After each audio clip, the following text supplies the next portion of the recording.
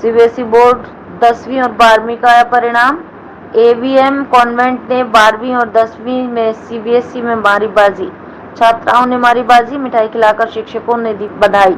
केंद्रीय माध्यमिक शिक्षा बोर्ड द्वारा कक्षा 12वीं में जिले में एवीएम कॉन्वेंट के विज्ञान वर्ग में छात्रा मेघा रायपुरिया ने 95.2%, कला वर्ग में छात्रा शिवानी ने 93.2% और वाणिज्य वर्ग में दिव्यांशु दीक्षित ने 92.80% अंक प्राप्त कर जिले में प्रथम स्थान प्राप्त कर बाजी मारी।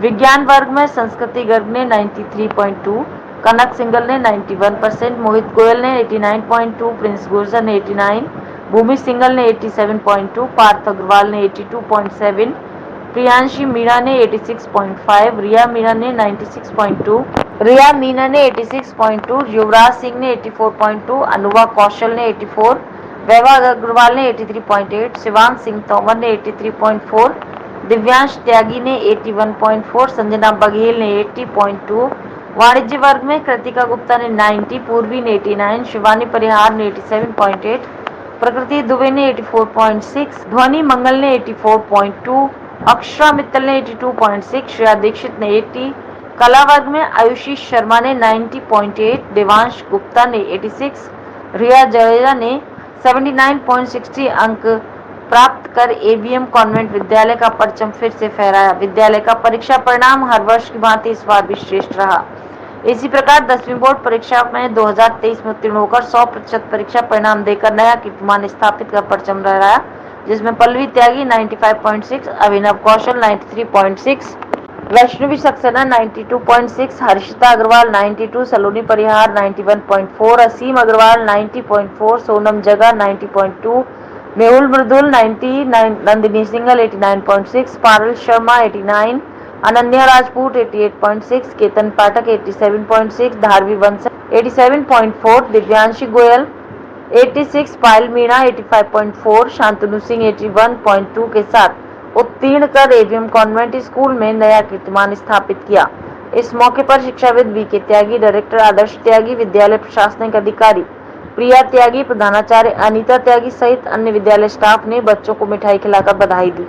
रानी है और मेरे फादर का नाम सुशील कुमार सिकरवार है और मैं इस स्कूल में बहुत अच्छी पढ़ाई होती है, मैनेजमेंट बहुत अच्छा है, teachers, principal, everyone is very good and I got this result and I am very happy and my parents are very proud. Thank you. इसका श्रेय आप स्कूल को देना चाहते हैं? हाँ, मैं इसका श्रेय स्कूल मैनेजमेंट को, प्रिंसिपल मैम को और डायरेक्टर सर सबको देना चाहती हूँ।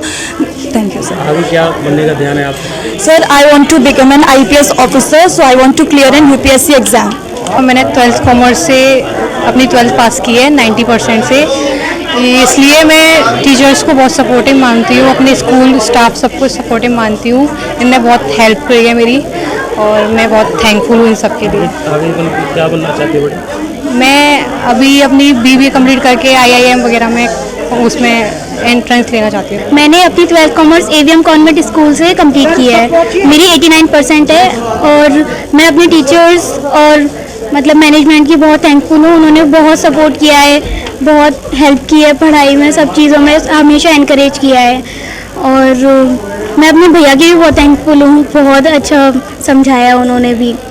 आगे क्या करने का विचार है बेटा? मैं अभी अपनी BCom कंप्लीट करके CFA के लिए प्रिपेयर करूँगी। I am achieving 93% in class 10th board. So this is only happened due to our teachers and our parents. They support us very much, and I think I can't do this if my parents and teacher not support me. बस, thank you sir. Yes. मेरी जितनी भी percent आई है मैं उससे बहुत खुश हूँ। हमारे टीचर्स ने बहुत सारा सपोर्ट किया है, हम लोगों को बहुत अच्छे से पढ़ाया है, उसके लिए बहुत खुश हैं। सबका सपोर्ट था, मम्मी पापा का, टीचर्स का, हमारी वाइस प्रिंसिपल मैम का, हमारे नीलेश सर का, सबका बहुत अच्छा सपोर्ट था। Thank you. आगे क्या करना का विचार है? आगे हमने मैथ्स स्ट्रीम ली है, मैंने मैथ्स से IIT की सोची है। My parents, they have really put great efforts along with me and I'm very happy with my results. वो हमेशा ही छात्र और छात्राओं के हाथ रहेंगे, अर्थात स्टूडेंट के हाथ में झंडा होता है और हम सब के हाथ में होता है तो झंडे के साथ जो डंडे पर चढ़ा जाता है, तो हम तो डंडे का काम करते हैं, लेकिन झंडा किनके हाथ होता है? बच्चों के हाथ होता है। तो इस विद्यालय को इतनी ऊंचाइयों तक ले जाने में इन बच्चों का सदैव हाथ रहा है, और साथ ही साथ हमारे जो पेरेंट्स है वो भी बहुत जागरूक हैं। हम जब भी उन्हें याद करते हैं वो निश्चित विद्यालय पर आते हैं और हमारे साथ, हमारी टीम के साथ कंधे से कंधा मिला करके और अपने बच्चों के भविष्य के लिए हर संभव प्रयास करते हैं। ये हमारे लिए सौभाग्य की बात है और बड़े यही हमारी ताकत है, यही हमारा संबल है। यदि पेरेंट्स हमें साथ ना दें या हमारी ये टीम हमें साथ ना दे तो हम बहुत पीछे छूट सकते हैं। और ये वर्ष गौरव का इसलिए भी रहा है कि कोविड काल में जो बच्चे बिना परीक्षा के पास हुए थे, उन्होंने ये पहली जैसे 10th क्लास की परीक्षा दी नहीं, लेकिन 12th की सीधे दी। तो उन बच्चों ने जिन्होंने पहले बिना परीक्षा की सारे 100% और सीधे ऊपर आ गए थे, उन बच्चों ने भी हमारे इस गैप को पूरा कर दिया। जो कोविड काल में जो गैप था एजुकेशन में या उनके स्तर में जो गिरावट आई थी, तो सबसे बड़ी संबल और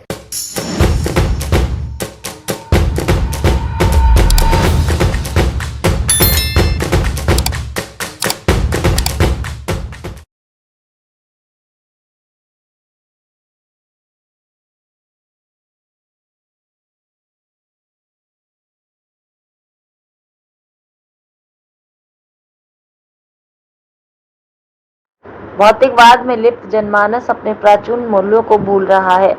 14 और 15 मई को होगा कार्यक्रम आयोजित।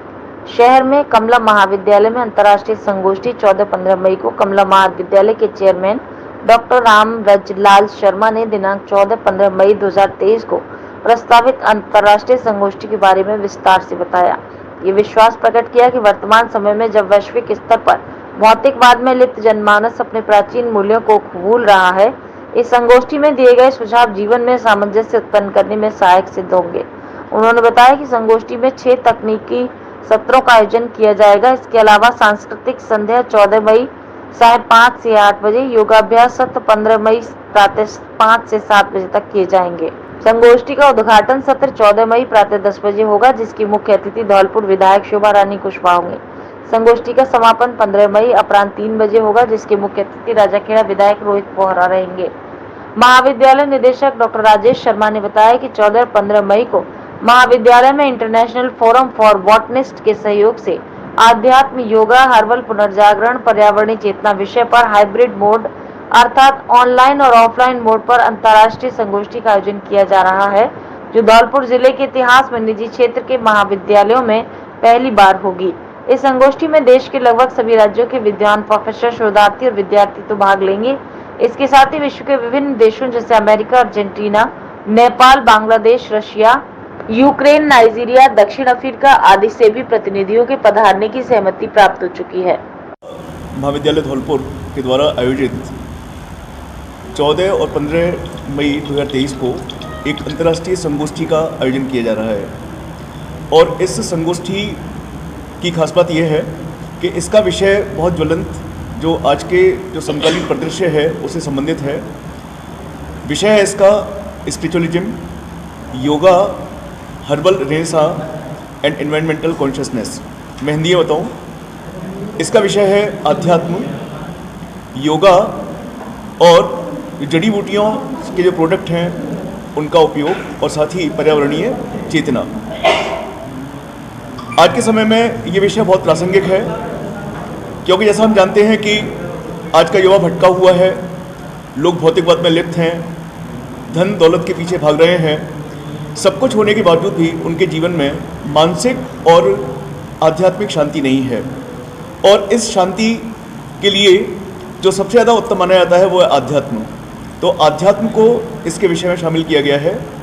और दूसरी चीज़, भौतिकवाद की गिरफ्त में आने के बाद हम बहुत सारे शारीरिक विकारों, परेशानियों, समस्याओं से जूझ रहे हैं, बीमारियों से जूझ रहे हैं और उसके लिए कोई निदान हमारे पास नजर नहीं आ रहा है। तो ऐसे समय में ऐसा लगता है कि शायद योगा बहुत ज़्यादा कारगर इसमें सिद्ध होगा, तो इसलिए इस विषय में योगा को भी शामिल किया गया है।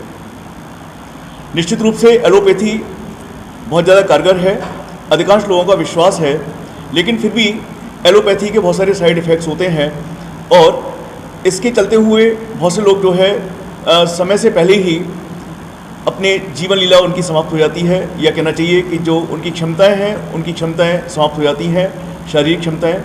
तो एक ऐसा इलाज जो कि जीवन को लंबा बना सके, ऐसा एक इलाज जो जीवन को एक लंबा रूप प्रदान कर सके, वो शायद आयुर्वेद के पास में है, जिसमें कि जड़ी बूटियों का प्रयोग किया जाता है और जड़ी बूटियों के प्रोडक्ट्स के द्वारा उपचार किया जाता है। सर, इसमें कितने देशों के प्रतिनिधि इस संगोष्ठी में 10 से ज़्यादा देशों के प्रतिभागी भाग लेंगे इसमें, जो कि भौतिक रूप से प्रत्यक्ष रूप से यहाँ पर उपस्थित होंगे।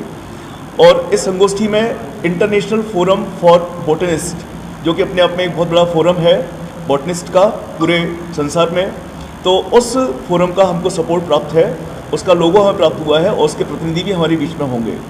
और इसके साथ साथ इस्कॉन वृंदावन का भी हमें इसमें समर्थन प्राप्त हुआ है, उनका सहयोग प्राप्त हो रहा है। तो वहाँ से भी बहुत सारे डेलीगेट्स, वहाँ से भी बहुत सारे डिवोटीज हमारे बीच में यहाँ पर आके रहेंगे और हमारी संगोष्ठी का हिस्सा बनेंगे।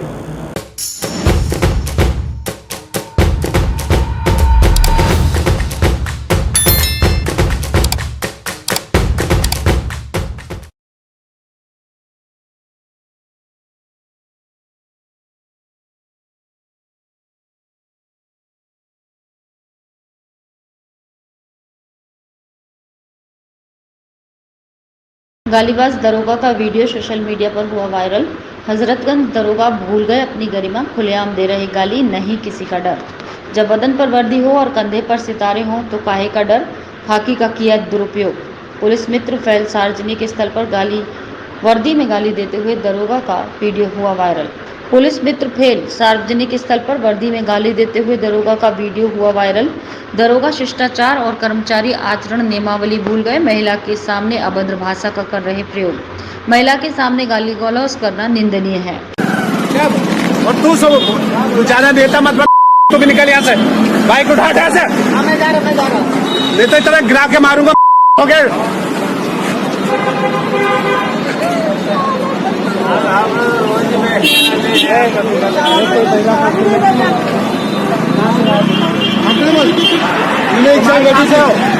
पीछे तो जाके बात करो, तुम्हें सभी हाल लगा, तुम तो बात करो, मतलब खुद बात करो, हमको खत्म दारू कहाँ पे खाए क्यों नहीं आदमी।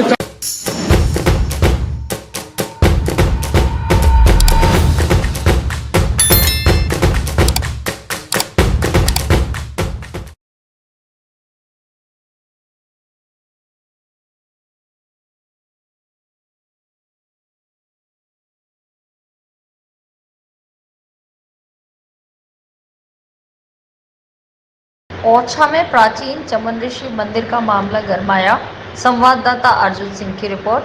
कैबिनेट मंत्री जयवीर सिंह प्राचीन मंदिर चमन ऋषि आश्रम का लगभग 5 करोड़ रुपए खर्च करने का कर चुके हैं शिलान्यास।